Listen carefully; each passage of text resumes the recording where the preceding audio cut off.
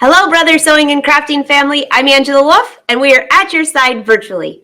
For those of you that don't know me, I'm a brand ambassador for Brother, and I have two fabulous Brother educators joining us today. So if you've never been here before, say hi, say where you're from. We always love to hear from you. So let's bring up, we have Barb and Kathy. Welcome, ladies. How's it going? Great. Glad to be here today. Wonderful. Doing fabulous. I always love your backgrounds. And we like you. I organized my thread this week, so we should be good. So what do you have for us today? I'm very excited about this, by the way. I got a little hint about what's going on, and you are not going to want to miss this show. And just so you know, you can save this to your page if you're on Facebook, or save it on YouTube, because you go back and watch this over and over and over, and I guarantee you're going to want to do that. So, Barb, what do you have for us today? All right. So Kathy and I are going to be talking about different brother feet. I know some of them have been done on some of Angela's shows, but we've got ones that I haven't seen anybody do. I'm going to be working on the Luminaire, and all the feet that I'm using can be used on the Luminaire and pretty much any brother machine that you can do snap-on feet for. And then the first one I'm going to start with is the Ruffler, because there have been several things, including earlier today with the Ruffler, that I'd like to show you how easy it is to use. You're going to love it. That definitely ties in with the show earlier this week when Jewel was working on these beautiful ruffles with the circle attachment. If you missed that show, that was on Tuesday. You want to go back and watch that. This is going to tie in perfectly. Great idea. All right, Kathy, how about you? Well, today I'm going to be working with the NS80E, which is a little machine, travel machine that I have right behind me here. And most of the feet that I'm going to show today, you can use with any of the brother machines. The very first one I'm going to show is only for use with 5 to 7 millimeter low shank machines, and it's called our dynamic walking foot. Ooh, there's a lot of buzz about that foot right now. I can't wait to see that. That's excellent. And that machine, by the way, for those of you that don't know the NS80, that's the one that quite often I take on our fishing boat because it's small, it's compact, but it can sew, it sews awesomely. That's all I can say. All right, so Kathy, would you like to kick it off? I would. Give me a minute now. Get my camera on my machine. Awesome. I'm very excited about this. And the other thing that both of you mentioned is that you mentioned the machines you're working on, Barb, but the feet that both of you are showing are going to be versatile to so many different brother machines. And that's the best part, because a lot of the brother sewing family, they have every range of machine and they don't like to be left out. So this is going to include a lot of them. Yes, absolutely. All right, there's Kathy. We can see you.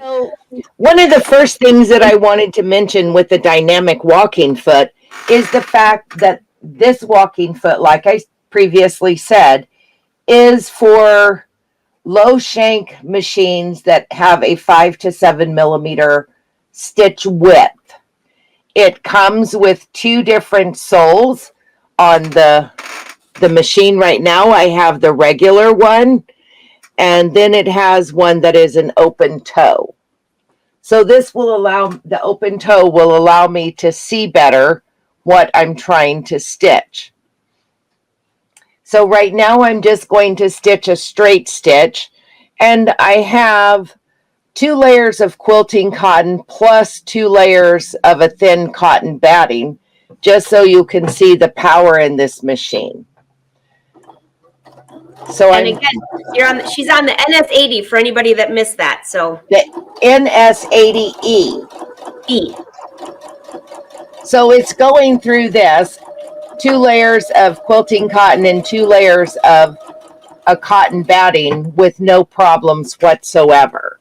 So I'm going to stitch over to the side just a little bit. So if you wanted to do channel stitching, you could certainly do that type of stitching or quilting with this foot. But one of the things that I like about this machine is the fact that I can use some of my decorative stitches. You can use stitches that have a side motion or even a backwards motion. So let me choose another stitch that has sort of a backwards motion to it.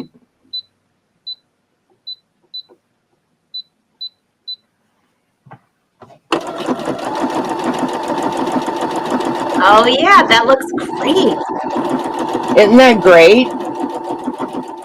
So, like you said, Angela, this machine is great for whenever you want to travel somewhere. It only weighs 14 pounds. So it's my go-to class machine because it does have a lot of the features that I like, in that it has a built-in needle threader, it has needle up and down, and you know, one-step buttonholes. But look at those stitches. Aren't those beautiful? And there's no puckering at all. Oh my goodness, that looks amazing. That, and how many layers? 4 layers? 4 layers. 2 layers of a cotton type batting, your thin cotton type batting, and then 2 layers of quilting cotton. Wonderful. And to change the toe of the foot, you just press on it at the bottom and snap it right off. And then to put a new one on, all it takes is just slipping it under here, and it just has little pins that connect. And now I can better see my stitching. Wow. That really looks so easy to do. Number one, that machine's very quiet. And all of my sewing friends that are looking for a little bit less expensive machine that can really sew through all of those layers, that's it. That machine is awesome. It is. It's an awesome machine. So let me share with you some things that I did. This was just a little zipper bag that I made. And you can see I used a twin needle to quilt my fabric with that dynamic walking foot. That is really cute. So you can use a twin needle with that. That's something that somebody might not even think about. And I love the decorating with the twin needle. It's so much fun. So that's my dynamic walking foot. And I think Barb has another foot to show you. Oh, yes. Let's see what you have, Barb. Okay, so I'm going to start with the Ruffler Foot, like I said. And here's what I want to show you. This is Ruffler Foot, and it's SA 565. Let me get a better view of this here. That's not the way I wanted to go. There we go. A Ruffler Foot, SA 565. And this one is for high shank machines, but Brother has a ruffler, same designs, it works the same for low shank machines. So we're not leaving anybody out of this fun, okay? So to make a ruffle, well, I want to take this, it's a snap-on foot, so I'm going to just snap it off. Believe it or not, a ruffler that's a snap-on foot. You need to make sure that this piece right here goes over the needle bar. I got to raise this just a little bit. So it has to go over the needle bar because that's what makes this go up and down, allowing it to grab the fabric to make the ruffles. So that's, the needle bar does that. And then on the side here, this is so hard to see, there is a place that you slide your fabric in right here.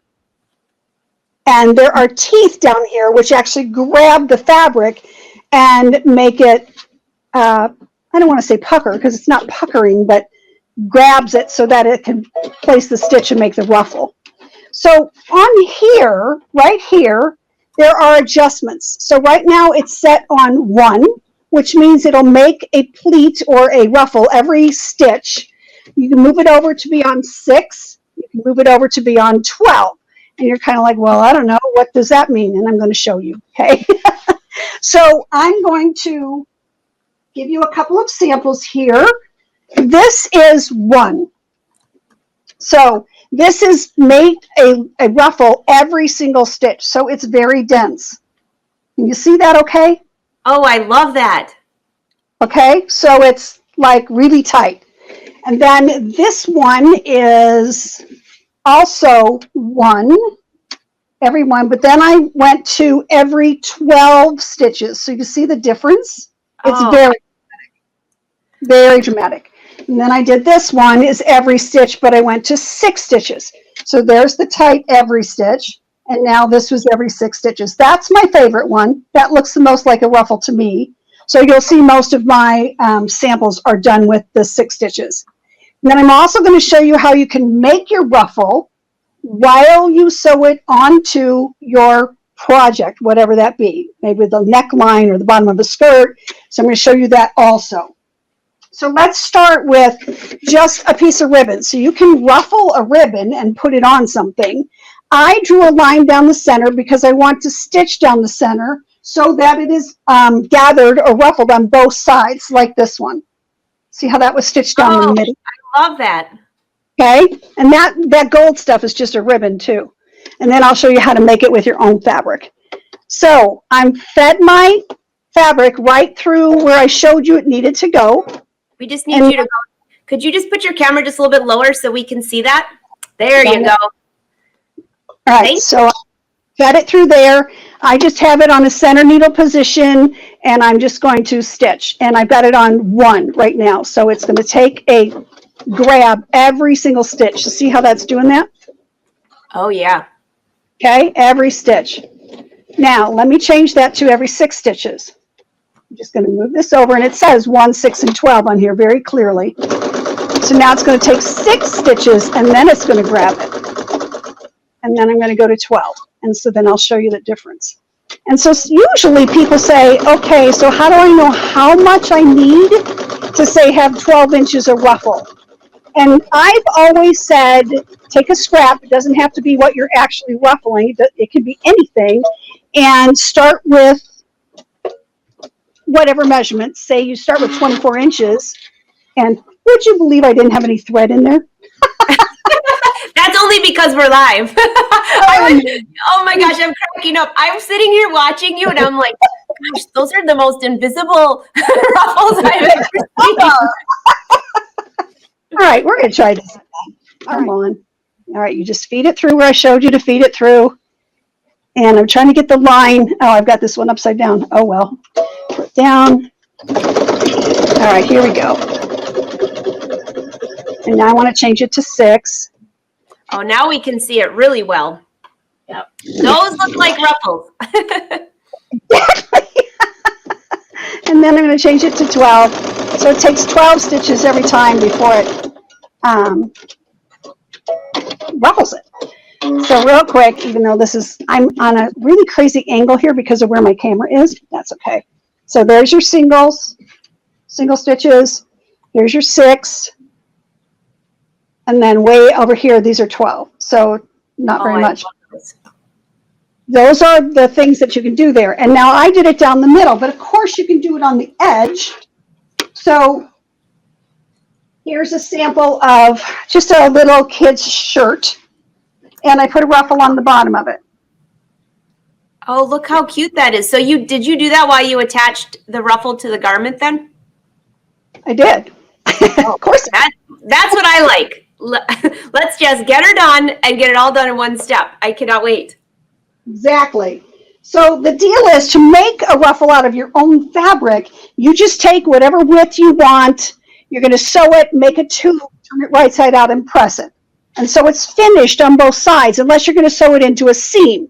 But if you're laying it on top of something like this, I had to finish both sides because it's all visible. Or, of course, you could attach it underneath, and then you wouldn't have to finish the top. Does that make sense?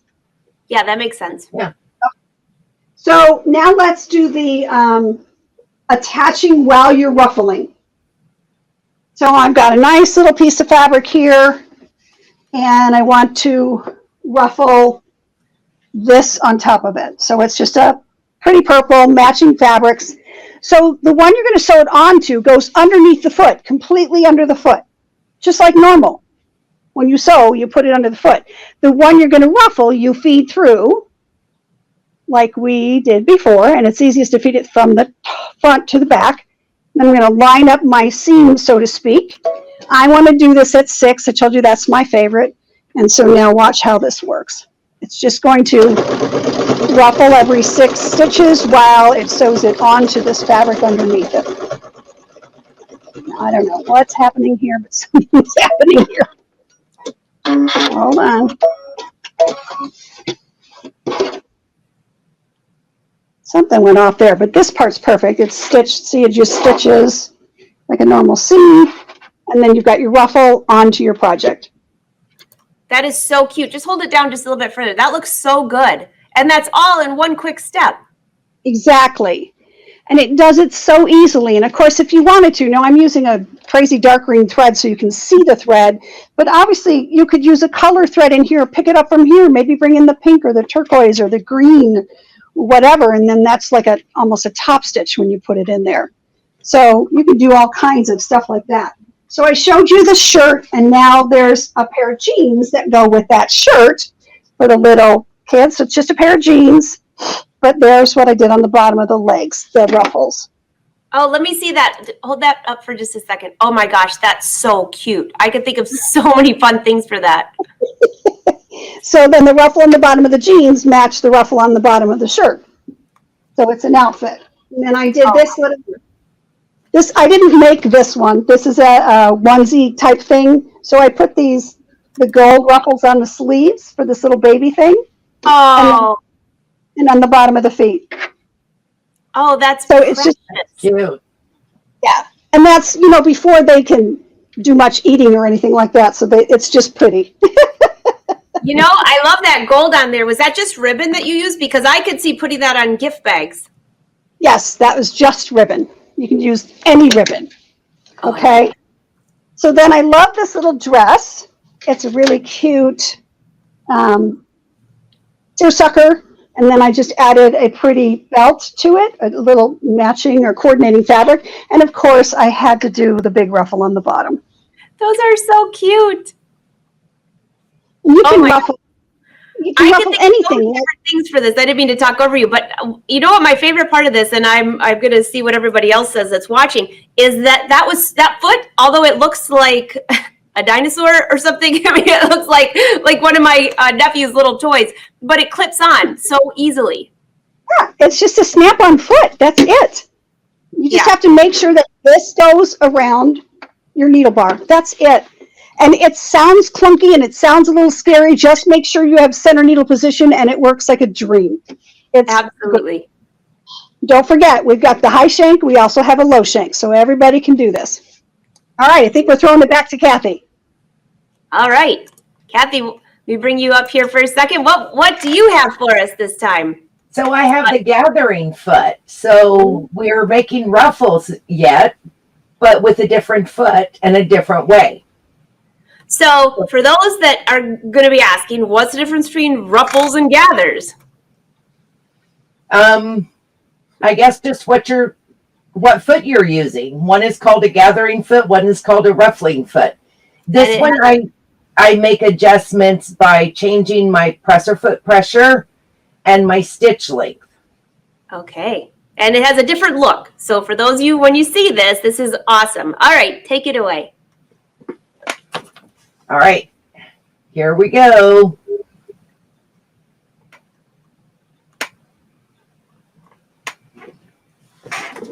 Switching her camera, we can see you great. Oh, yes, okay. Okay, so this is the gathering foot that I have on here. I don't know if I can get in a little bit closer, if I just zoom a little bit. Oh, yeah, we can see that. If you just go up, move your camera up just a little bit. There you go. Okay, so this gathering foot has a slot in the side. So I can essentially do the same thing that Barb did. I can attach and gather a piece of fabric while attaching to a flat piece of fabric all in one seam if I choose to. But I can also, with this one, the gathers are adjustable. And I said I was changing my presser foot pressure, and that was my mistake. I'm changing my tension is what I'm doing, is adjusting my stitch length and my tension. This is a screw-on foot. Its number is SA120 if you're interested in it. This is a low shank machine, so it just attaches straight to my needle bar. But if you have a luminaire or one of the high shank machines, your machine should come with a little adapter like this that you would attach the foot on the bottom, and you screw this part onto your needle bar. It's kind of hard to see. Thank you for adding that to show that, because I've had some people email me in the past asking what that is in their box. And I think a lot of people don't realize the difference between a low shank and a high shank. And that little adapter is all you need. That's it. And so all I need to do is I've just picked a straight stitch center needle position, and I'm going to change my stitch length to as long as it'll go, and I will increase my tension. This machine, the tension goes to 9. I've found that I like it about 8. And I've got the fabric underneath, and it's just going to start gathering.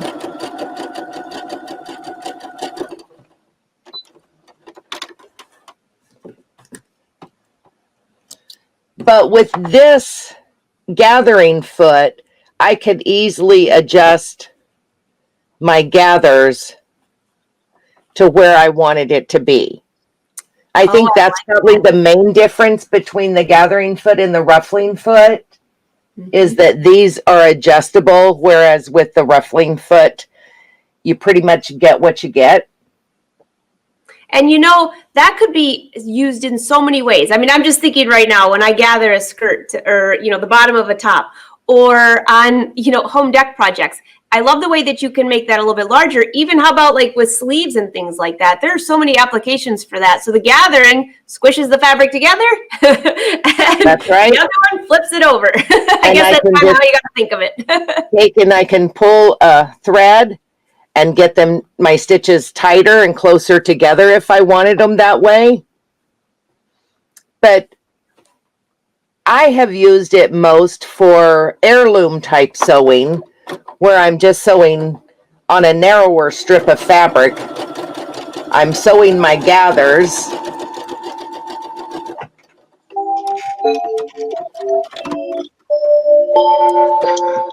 And then I've made what we call a puffing strip. So just think if I had like a 3-inch wide strip of fabric and I sewed one row of gathers on one side and one row of gathers on the other, then I would insert this into, say, a christening gown. Oh, that's a good idea. Bring that over to your left a little bit. Yeah, there. Oh, yes. I can definitely see that now. So some of the things that I have done with my little gathering foot, and like I said earlier, this will do just the same as Barb's will. I can start with a strip of fabric that I want to be the ruffle, and it goes under the bottom. Then I can take another piece of fabric and I can slide it in this slot. And then I'm just going to stitch. And I'm just going to try and guide the fabric and keep the fabric that I want flat in the groove. And because we're live, it doesn't want to play the game as well as it should. You're just trying to keep up with Barb. It's okay. That's right. I didn't want to show her up. So there's my little ruffle. Oh my gosh, that's so cute. Hold that down just a little bit so we can see the top. Yeah, I love how that comes. So it actually gathers the bottom piece of fabric. It gathers the bottom piece of fabric while it attaches to the top piece of fabric. So that's just the that's the opposite. Yeah. Yeah. So what I made, I'll go back out wider so you can see a little bit better. This was a pair of jeans that I picked up at the thrift store. I did some deconstruction in that I just took the pocket off, all except for the bar tacks that are at the top. And I made a narrow strip of fabric, gathered it down the center like Barb did, and then attached it to the denim pocket. So you can still use the pocket, and I just embroidered a little Winnie the Pooh on there. And then it was kind of fun to stitch it back down with a decorative stitch in my dynamic walking foot. That is so cute. And then we have a little bit further down, the ruffles that were gathered to the bottom edge of the piece of denim. That's adorable. Did you do both of those at the same time? I did. Nice. So one thing that I wanted to try and point out, let me see if I can zoom in a little bit. Do you see my top stitching right here? Yes. I'm going to show you with another foot how I like to do my top stitching so I get it nice and even. Oh, that we love tips for that. Okay, so I'll go back out wide, and I think I will. So the 2 feet that I've demoed so far was a dynamic walking foot. The part number for that is SA101. Then this gathering foot is SA120. And I'm going to throw it back to Barb, I think. SA101 and SA120. We're trying to give you those numbers as you go, because if you want to call up your local brother dealer, go to Brother Sews and check these out. That's where you'll find that. So, all right, we'll go back to Barb. And I have to just say, Barb, I'm cracking up with, did your angel clock just go off? Yes, I didn't catch it fast enough. So, I love it. what? I love the sound of it. So my reminder is that the Ruffler Foot was SA565, and now I'm going to do the adjustable bias binder foot, and it's SA198. That's adjustable bias binder foot, SA198. All right. Switch so you can see what I'm doing here. See when she pops back up here. I know. I love this because I get to see, I don't know about you, but when they go from foot to foot and show all of these, many of you might even have these in your stash already and you forget what they're for. You forget how to use them. This is such a refresher. So, yeah. Yep, can see you. So now I'm going to do this just so you can see the foot better. So this is the adjustable bias binder foot. And yes, you can buy binding and you can use that with this, or you can make your own binding with your own coordinating fabrics. I'm going to show you some of both of those. So it's also a snap-on foot. This unscrews and this whole unit can slip out and slip in for the size binding you want to use. And this little screw right here is adjustable, so you can have the space in here for whatever width binding you're going to do. So I did 3 different ones for a sample. So there's this one, I started with a 2-inch piece of fabric. So you get it over here, and you just fold it in half, iron it, and then you fold the other 2 ends into the center, and you get that width of a binding. And then this one I started with a 2.5-inch piece of fabric, and the last one was 3.25 inches. So that's the difference of widths that I'm going to show you of bindings that you can use easily with this. You can also do others, but that's a good start. So you snap on your foot. It's so hard to do this with not having your arm in the way. And you make a better door than a window. Is that what you're saying? That would be it. All right. So I'm going to, I already ironed my binding. And there is a spot here that you can feed the binding into. This opens up right here. Can you see how that plastic opens up? Oh, yeah. Okay, that's where you slip your binding in. And then there's a little curl up here. It's almost impossible to see because this is clear. I don't know if you can see it now. There's a little curl inside here. So when you put your binding in, feed it through. And then you want to put the top edge of the binding above that little curl. That's it. Okay, so then that stays separated, and you're going to feed your project in the middle of those, and that will keep it going smoothly for you. You know, anything you learn that's new takes a little bit of playing with and practice. I mean, that's the bottom line. So when you go to make binding, you need to cut it on the bias binder. Why is that? You say, I don't do that for my quilts. Well, that's because you don't go around any curves.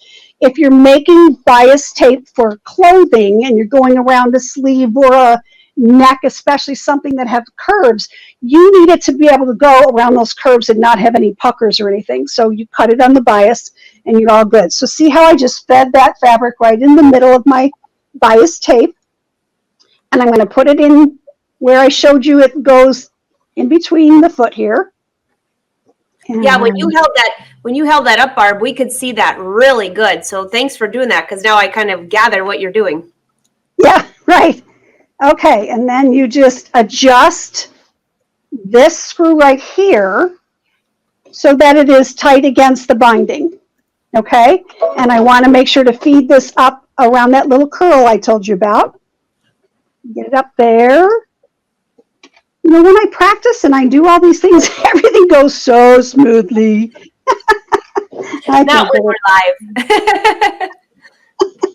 Actually, I haven't had too much trouble live, so I guess I'm due for lots of trouble live. Oh my goodness. All right, getting it in there. There it is. See how easy it slipped in there? So now I'm going to put my foot down, but I need to make sure my needle is over here on my binding. So I'm going to choose a needle position. I'm going to move my needle, and I can see where it is here. And on my luminaire, then, I can turn on my guide light so I can get a good idea exactly where that needle is going to fall on the edge of this binding. So let's turn that on. Let's make it white. And I need to move it over some more. Okay, I'm right on the edge, so I'm just going to go ahead and stitch.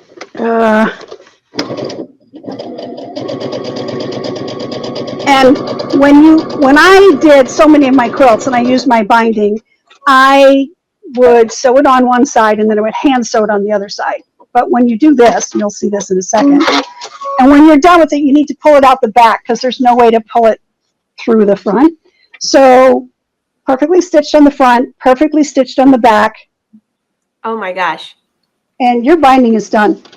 All in one quick step. Done. Okay. So that's that one. I'm going to do a couple more for you real quick to show you how to adjust to a different size binding. Again, I just made this with my own, matching or coordinating fabric, which is, you can't buy binding that looks like this. It just doesn't happen. Right? All right, I love my binding. In fact, yesterday I started the Chloe Trench sew along again, and that's a jacket that I made that I actually put bias binding around every single seam, and it just looks so good. And this would make it so fast. Yeah, and it's right. Just snap-on foot that you just play with for about 5 seconds, no, maybe 5 minutes, and you're good to go. Because all you have to do is figure out how to adjust those 2 screws to the size that you're using. That's it. Yeah, again, because that's really big bias binding. I would never think that you could get that in there. Oh yeah, and even bigger. I'm going to go, and you can go super, super tiny, tiny, tiny, which that's fun. All right, so since this binding is a little wider, I can move my needle over a little bit the other way to get it closer to the edge. And let's get it in here. I am good to go. It's always fun trying to sew over here to keep your hands out of the way. No, isn't it? It's like, oh, where do I put my hands? Oh, that looks great. Once again, that's how simple it is. And your binding is done. And so, like I said, if you do a tiny, tiny binding on a little kid's neck or around their sleeves, it's so cute. All right, let's go one more, wider, even wider. This started easy to do. Yeah, that's how wide this fabric started. 3 and I think I said 1/4 inches, 3 1/4. Yeah. So while you're putting that next one in, Barb, I have a quick question for you. So if you were going to put this on a tank top or, of a shirt for anybody, would you leave one of your shoulders open then so you can go all the way around and then just have it finished that way? And then you could just sew the shoulder seam closed? Absolutely. Otherwise, you so fast. Yeah. Yeah. Otherwise, you'd have an issue with how to finish the edges. Yeah. No, I made that go the wrong way. I made it go too small. I made it big. That's the only thing. You have to be patient because this little screw only screws so fast. And thank you for showing all these different widths because it really makes a difference. You always think it's only going to be the same one, and it's fun watching you do this. No, it's all these different widths and more. I'm not going to do any more, but okay, so one more time. This one's nice and wide. You see how I have my guide light to see exactly where I'm stitching on that edge. Wow. And it's right on the edge. Perfectly. Because Both sides. Yep. Awesome. So, just you said something about ruffles on packages. So this is a silk ruffle, a silk ribbon. Ooh, that's beautiful. Yeah, I mean, it's so simple, and you do it down the center. So just real quick, there were two more I wanted to show you that I made over the years. This is a binding I made out of Disney fabric. You know, you can't really tell that it's the Disney characters, but on the piece as a whole, it looked amazing. And that's a thinner binding. And then this is one I made years ago for an outfit I made for my daughter. And it was just matching fabric or coordinating fabric to an outfit that I made her. And I made a matching dress for her Cabbage Patch doll too. Oh, that's so cute. So it's just really fun to be able to do that custom stuff. And now we're going to throw it back to Kathy.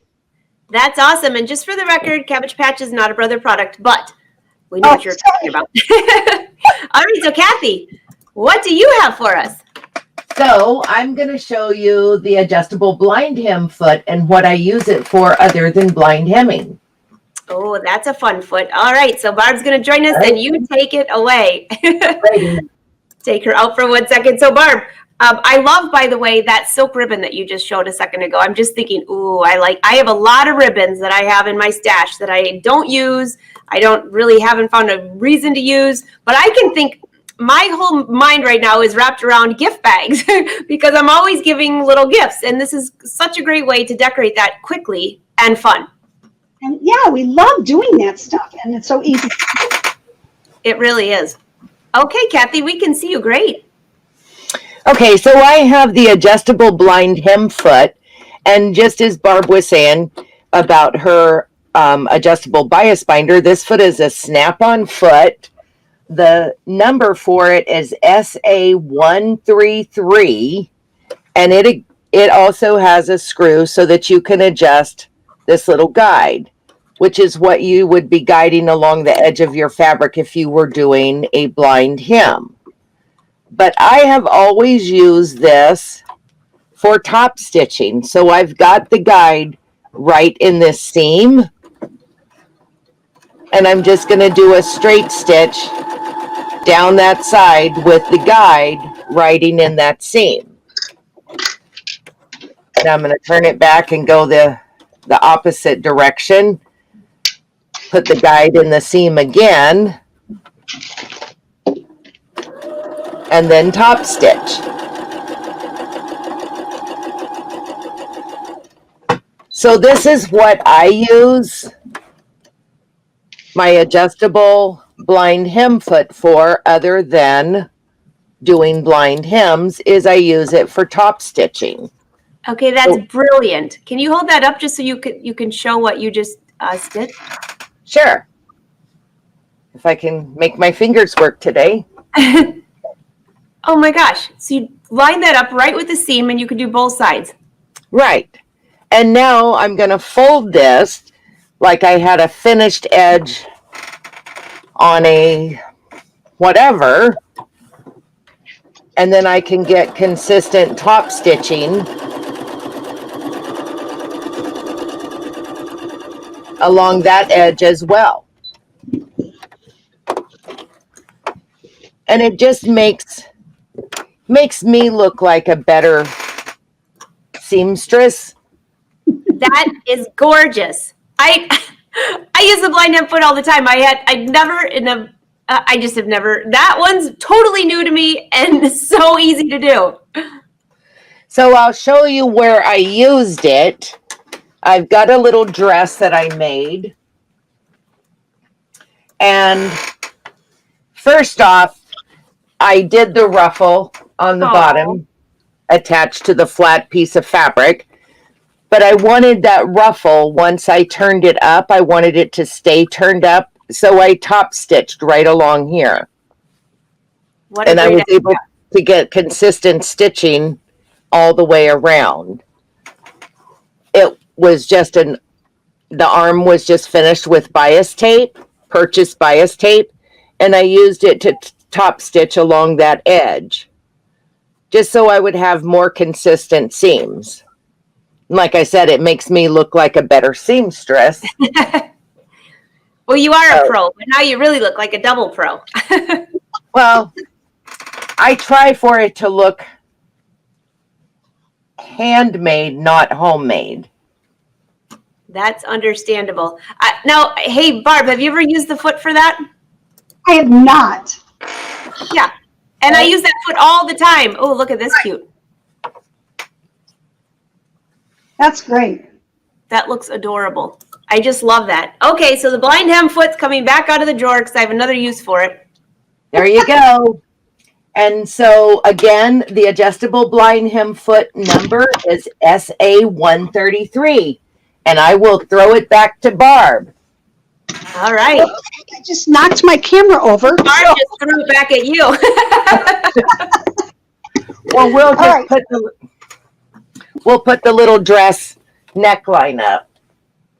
Oh, let me see that. Oh my gosh. Actually, here's the front. That's really adorable. Oh my goodness. I think my grandson will look real cute in it. That is adorable. Absolutely adorable. All right, so I think we have Barb back, I think. Yep. Okay, yeah. So I'm going to start, the next one is going to be the roller foot. So it's called the roller foot. It's SA190. And Okay. most people haven't heard about this roller foot. So let me tell you what is so amazing about it, and then I'll show you. So it literally is just a snap-on foot that looks very much like the Teflon foot. Here's the Teflon foot, which is for so difficult things, difficult sticky fabrics. But the roller foot literally has a roller on the bottom, all the way across the foot. And it rolls across anything difficult like butter. I am telling you, it's amazing. So you know those bags people like to make with the clear vinyl, which can be tricky to stitch on. I'll show you how it works on that. This is a laminated child's raincoat, laminated cotton. So if you know what that means, it means it's plastic on the outside and then on the inside, and completely lined and completely top stitched, although I didn't know Kathy's trick at the time. Nice little hood on it, just really cute, but difficult to sew on because of what it is. So now let me switch my camera to the machine and get you to see. When she held that up, you could definitely see the sheen on that fabric, and everybody's thinking, oh yes, the raincoat. The raincoat fabric. All right, And so I think I still have some of that in my closet hidden somewhere where I was going to make a raincoat.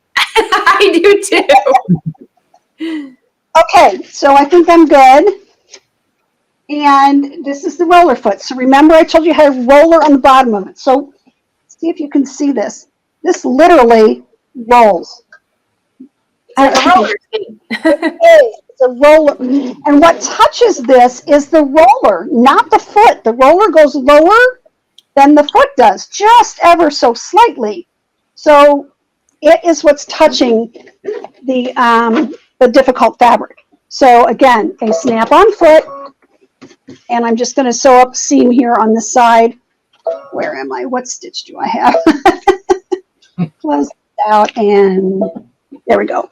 So I'm just going to stitch on this, and there's absolutely no hanging up on anything. The bed of the machine or whatever. I mean, it's just like butter. I love this foot. Wow. Look at that. I'm telling you. So it's called the roller foot, and that was what did I say? SA190. So I highly recommend this if you like to work on difficult fabrics or difficult, funny, goofy things.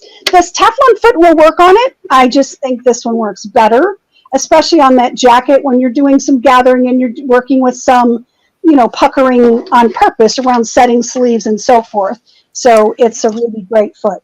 And then of a few more, wax canvas, that would work great on, because you're always trying to hold those pieces together. Instead, it'll roll right over, literally. Yes, literally roll right over. So I wanted to get that out there because it's truly is my favorite foot when I'm working with anything at all difficult. So back to Kathy. Okay, that's on the top of my list too. I've got my whole little pile here of, and I have most of these feet, and I just don't use them very often. But that roller one I used to use, and I forgot about it. I got to pull that back out because I'm going to be working on a wax canvas bag here shortly, and that will really make it easy. Well, I'm going to pull mine out as well because before Mother's Day, I have got to make some little gift card holders for all the moms in the family. So, and I'm going to make them out of that, like marine vinyl type stuff. Mm-hmm. So I'm thinking because that's sometimes difficult to stitch through, that roller foot will make it easy breezy and I can get my projects done in no time. Yep. Great idea. Without pulling out any of your hair. Without pulling out my hair. I don't have much left, but. Okay, Kathy, what is the next one that you have for us? Let's see. I'm going to do a narrow hem foot. Oh, I like that one. That is a good one too. I mean, I'm going ooh and ah. I know everybody watching here is going ooh and ah. And by the way, in case you're wondering why we're not bringing comments up like we normally do, we are doing something different today where we are commenting in the live show with you down below. So be sure, if you have questions or comments, be sure to let us know. All right, Kathy, take it away. All right. Let me. She's going to switch her cameras real quick. So. Your camera, Angela, I started to tell you and I didn't finish. When you got to figure out how much yardage to use to make a ruffle, just take anything and start with 24 inches and see what it ends up with. And then you know how to multiply out what you need to make. Great idea. Great idea. Because so many times people will ask, even about the gathers, how much do I use? Even on a serger for that too. What a common sense thing. Take 24 inches and see what it ends up with. Brilliant. Yeah. You'd think that sometimes it just takes one of us to just share a little idea like that, and it's like the light bulb goes on. All right, Kathy, we can see you great. All right. Well, this is the narrow hem foot, and like Barb's adjustable bias binder, it has a little curlicue. Let's see. There you go. A little curlicue. Oh, yeah. And so I'm going to feed my fabric into that. I'm just going to, it's a snap-on foot. Its number, before I forget, is SA127. So I want to use a straight stitch center needle position. And I've brought my bobbin thread up already. You want to start with the wrong side of the fabric up, and we're going to take 3 or 4 stitches to get started. We're going to raise our needle, pull this out from under the foot, and this thread tail is what I'm going to use to help me. All right, Barb, see what you started? Sorry. So that thread tail is what I'm going to use to help get my fabric started in the curl. Oh, that's a good tip. That's always the hard part, because if you can't get that started, it kind of just jams and then you're. Yeah, so I usually I know that it's going to, the first couple of inches are not going to look the best. So I just try to get it started.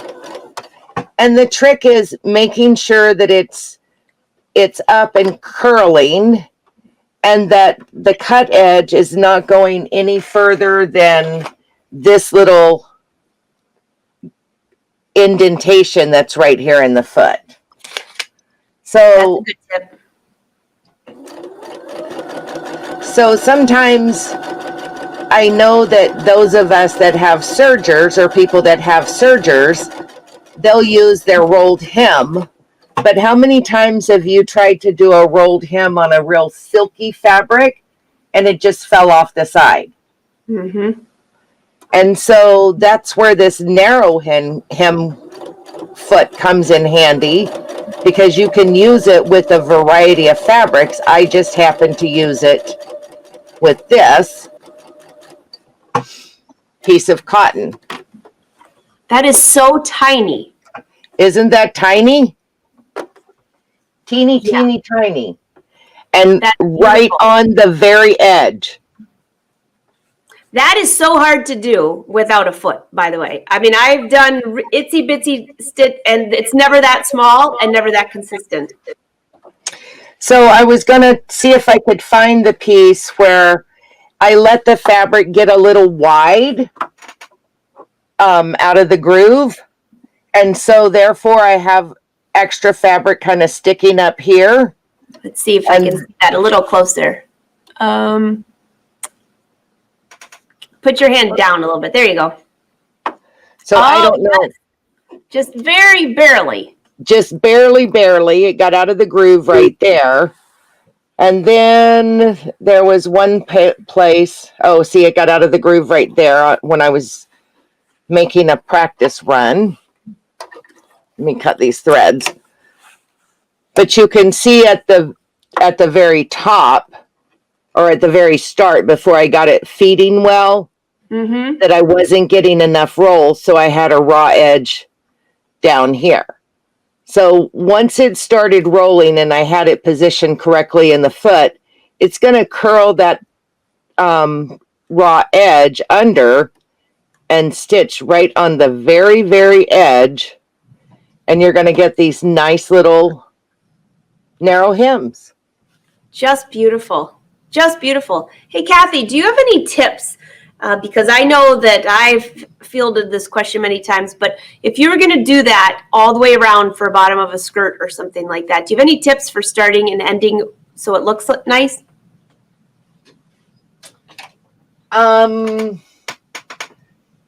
Not really. I think once you play with it a little bit and you're not in the spotlight like we are on a live video, that you can, where you start will be in your seam allowance, because most garments have like a 5/8 inch seam allowance. So that's a great tip. That's it right there. And that's another tip. That's where I would start, in a seam allowance. And if you didn't, I mean, you're always going to have a seam allowance somewhere. You can't just have a circle. Well, I guess you could. But the only other thing is when you get started, when you get it back around to the back, if you don't have that opportunity, one thing I have done is at the very end, I actually sewed that last little piece just with the machine, pressed it and sewed it. So it's a little extra step, but if you have to do it, but your seam allowance, that was a great tip, by the way. That is the tip I was waiting for. So, and again, with the little ruffle that I showed you before, and all the ruffles that I've done, I've used that narrow hem on all of them. Of all those ruffles that you showed earlier, this is what you used at the hemline. Right. Nice. So again, my narrow hem foot number is SA127. And it's a snap-on foot. It just has that little curl kind of in the front there. And you feed your fabric into this curl. Nice. And by the way, for those of you that are watching, I will make sure that all of these feet numbers, and I'll try to get the links for you, are all in the descriptions in the Facebook and YouTube for you to make it really easy. Okay. That would be great. So I think I'm going to throw it back to Barb. I think she has one more to show you. Okay. What do you have, Barb? All right, so now I have a narrow zipper foot. Narrow zipper foot. Can't talk anymore. And it's SA208. Okay, so we have the regular zipper foot that comes with the machine. We all know this one. I'm trying to get it to where you can see it over Let my me bring you up here. Did you say SA what? SA, 208, SA208. So we got the regular zipper foot with the machine, and you can sew on either side. This one is just narrower. See the difference? So this one, barely. Put it behind your hand or behind a piece of paper or something. We'd be able to see it just a little bit better because it's like. Here, I'll put it on the machine, on a piece of fabric. Oh, that's a good idea. Oh, let me make you bigger. I don't need to be bigger. There you go. Okay, let's see. I don't switch the camera for you, though. Okay. There we go. Oh, yes. All right, so now, this is the regular one that comes with the machine here. And you can sew on both sides. We all know this foot. Okay? And this is the narrow hem, narrow zipper foot. And I'm going to do it for something besides zippers. Now, the reason why I like it is because you can get closer to your zipper. And you've got the whole foot riding along the teeth or whatever you want to ride along there, rather than just this piece back here. Because up here, you've got nothing guiding it along an edge on the one that comes with the machine. Does that make sense? It sure does. So this makes, okay, so obviously you can do that with zippers, but anytime you want to get good and tight to something, again, a snap-on foot, how about making piping? Oh, So I'm just going to, that's a big one. yep, I'm just going to make some piping here. I stuck the, the cording inside, fold it over. Obviously I have to figure out it didn't snap on. That's why it's not going up. This has been a day, let me tell you. So I'm going to butt it right against the whole foot is against this piping, which makes it easier to guide all the way down very closely. And I can move my foot. Watch, I mean my needle. See how much I'm moving that needle? Can you see that? Oh, yeah. It's not going to stitch in that piping, which I probably don't want. So I'll back it up just a little bit, but whatever. Here we go. Right against the piping. And piping is such a great way to accent home deck. I do it inside my linings for jackets, but this is not called the piping foot. This is called the narrow zipper foot, just to make that clear. Yes, this is the narrow zipper foot. So it is very important that we've shown several things today that we've used a foot named for something in particular for something totally different. And that's the best part of this one, Barb, is you could use this with any size piping now. You can make big piping, small piping, it don't matter. Exactly. Whatever piping you want to make it nice and tight. Of course, if you're making your own piping, you usually stitch it out a little further, and then when you attach it onto something, you get it tighter. But this way, you can do it all at once, really easily, because you've got all this guide going on. So that's the narrow zipper foot. And that's definitely one that would be, I can see a lot of applications for that, besides zippers. Yes, lots of things. Anything you want to snug up to really tight. Because like I said, you've got all this guiding. What I don't like on this one is only this much guides along the fabric or the teeth or whatever you're doing. And this is wide open down here. Right. It's not snugging to anything. Okay, back to Kathy. All right, Kathy. Okay. You any more feet for us? I'm ready. I'm going to show you a concealed zipper foot. Oh, speaking of zippers, this is the invisible zipper foot, aka the invisible zipper foot. And I will have to admit, and I'm admitting this all across the world, that the first time I put in an invisible zipper was probably less than 6 months ago. What? That was my first time. All this sewing, I've always just put in buttons or lap zippers or whatever. I had not used the invisible zipper foot. So that was something that I wanted to learn how to use. I challenged myself to use. And now it's one of my favorite ways to make closures for pillows and stuff, home deck things. This is very exciting. And welcome to the 20th century. That's right. Awesome. All right, I'm going to go to a different camera. While you're switching cameras, I think we should challenge everyone who has not sewn an invisible zipper to, after Kathy shows this tutorial, to try it. It's so much easier than you think. Don't you agree, Barb? Yes, absolutely. Absolutely. Like when they brought the metal zippers back and the ones that you see all the time, it's like, oh, I can't use my invisible zipper foot. Mm-hmm. Okay, look at those little contraptions. There you go. So the concealed zipper foot number is SA102C. This was the original one that I had. And if you notice, it has grooves underneath the foot. These are where the zipper teeth ride. But look at this one. It has this extra little piece that sticks out here. So what I found was very helpful in trying both of these out was this little extension helps keep the teeth rolled over and out of the way so that you can stitch a little bit closer. And again, it's a snap-on presser foot. So that number is SA102C as in Charlie. 102C, right? 102C. Got it. So the one thing that I found whenever I was trying to learn how to sew an invisible zipper, the one hint was that you need to press the teeth on the zipper coil open. So here's my zipper closed, or this is the back side of my zipper.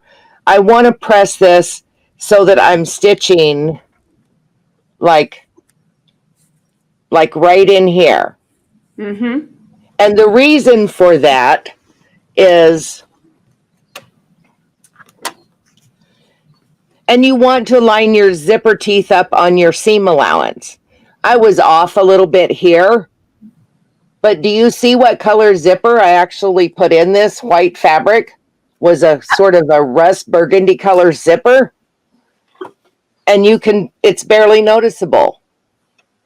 Can't see it at all. All I see is your little chalk mark or your mark. Yep, my little blue lines for my seam allowance.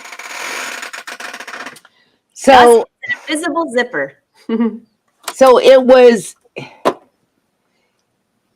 an awakening type moment when I first started to use an invisible zipper. So I just got started. I lined my the teeth up in the groove here. And here's this little extra protrusion that's holding the teeth of the zipper up. Hey, Kathy, before you start sewing, could you just bring your camera in up and over just a little bit to get closer to that? Because I know everyone's going to want to see. Where's those teeth? Okay. Just a smidge. All right. The word for the day, smidge. And closer. Just there, perfect. Oh, we can really see that. So everyone can see how those teeth are fitting right in there. Right here in this groove. And so I'm just going to start stitching. And naturally, if I was stitching in a garment, I would back stitch a couple of stitches. And again, your teeth are going to ride along your seam line. So or your seam allowance line. So whatever your seam allowance is, that's what you want to stitch. So I'm just going to stitch one side of it. Whoops. I found the gas. Well, you know, the best part of that was that we could see that those teeth did not move. They stayed right in that groove. They stayed right in that groove, and I've got a thread tail caught, but that happens.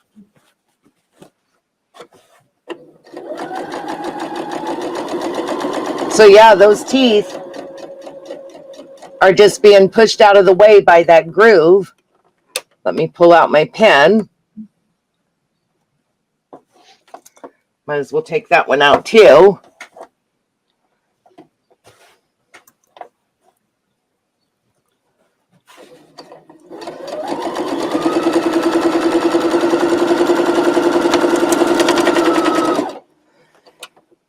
And one of the things too, if instead of going to your local hobby store or fabric store to buy invisible zippers, check out your thrift stores.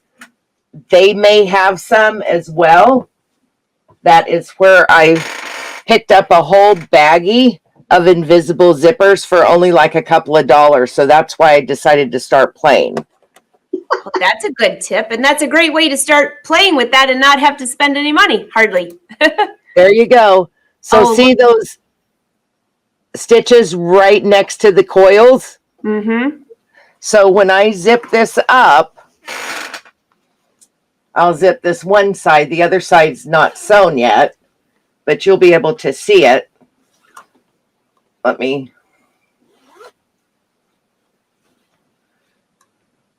I've got my pens in the other side. Oh, Are gonna. But you can see. Bring it up just a little bit higher. There we go. You can see how that's going to be, you know, look just like a seam when I get the other side sewn. Bring it right. For some reason, I think it's the camera because it's such light fabric. Just bring it like, there you go. That looks great. So that's my concealed zipper foot. Now I've learned to love it. That's good. What were you going to say, Barb? I said it looks pretty invisible. It looks pretty invisible. And you could really see that because she used a totally different color zipper on there. Oh, let's see. What's that? So this is a pillow that I showed another time when I was on here, but I used the concealed zipper in the back. Mm-hmm. And it was one of the first ones that I did. So I was off just a little bit. And I think I didn't use the one that had this little extra piece out here in the front. I think I used the original one. And this really makes all the difference in the world. And that's the one that's number SA102C, right? Correct. Okay, just make sure. So I think that's about all I have to share today. This has been an excellent show. Barb, you're all wrapped up, or you have anything else you want to share? Oh my gosh. I was going to do pearls and sequins, but I saw Jerry did it a little while ago, so I didn't repeat it. It's okay. Well, I have to say, and I know everybody watching too, there's so many things that come with our sewing machine, and then through time we might gather more feet, and you know, you kind of get a little box of stuff and you forget about them. This has been such a refresher, and I sew all the time. It was a refresher for me, but the blind hem foot, that was a newbie. Newbie as far as for top stitching. I've used my 1/4 foot for that every once in a while, but then you're like right there. I love that will adjust to whatever width you want. Mm-hmm. Great idea. So okay, out of all the feet, I'll just ask, since we were live, of course, and we always get a few little mishaps, but Barb, what's your favorite foot today of the whole day that you saw? That's not fair. Depends on what you're doing. There's so many, you know, all the different uses. I guess I love the ruffler because I can embellish all kinds of things with that. I love that ruffler, by the way. When I watch, and I love that you can make it short or long, because I mean, you could sit there and think of like bed skirts, pillows. I love the garments that you had. Yeah, I don't think I have a favorite. What about you, Kathy? Can you have one that you just have to leave out all the time? Probably that adjustable blind hem foot, because if I'm doing any type of top stitching, that's my go-to. It has been for years and years. So maybe because it's been an old time favorite. Definitely. And I'm going to have to say that bias binder attachment, that thing is awesome. I don't know. I don't really have a favorite because there's so many different applications you showed today that I use, and that's one of them. And also that zipper foot that you use for piping. What was it called? The narrow zipper foot. I want to make sure I had the right word. Sometimes I make up my own words for these, but because of that, I add piping to everything. Inside my linings, to my jacket pockets, to my sleeves. I'm a piping queen. And I love that you can make that adjustable as far as not the foot, but I could sew next to any size piping, and that's pretty cool. So another fun place. Oh, I'm sorry. Another fun place to insert piping is on a quilt at your binding. When you sew your binding to the back and then bring it to the front and then insert piping there. That's a good idea. And you could do it with that foot very easily because you can go through a lot of layers of fabric with no problem. There you go. Definitely. So everybody watching, by the way, if you have a favorite foot that we've shown today, or maybe a new wow moment, like that roller foot, that one's pretty cool. There were so many favorites. So I will make sure that they're listed in the description on the YouTube and Facebook page. And I will drop this video also onto angelawolf.com, which I take all the videos from Brother that we do. And so you can binge watch if you want. So you got many locations to find all these. So if you're on YouTube, be sure to subscribe to the channel. If you're on Facebook, share it to your page and you can watch this over and over and over. I have a feeling this one's going to be watched quite a few times. Definitely. Well, we had fun, for sure. It's great to share these things because you don't think about using the feet for different things, and anybody who's got other ideas out there, share them with us. Yeah. That's right. That's how we learn. And you always need to have the proper tools for the proper job. It just makes the job go easier, or the task go easier. It really does. And you know what? Because we shoot all of these live, you might not even have thread in and you sewed all the way around and you got to start all over. That's right. High five to you up there, Barb. Actually, I'm the other way. Yeah, I know. It's always backwards. Oh, there's Barb. Well, this has been a great show. Great to see you all. And again, I'm looking forward to next week, and I cannot wait till you girls are back on. So thank you so much for joining, all of you. Thank you for watching. Have a great week. Bye. Bye.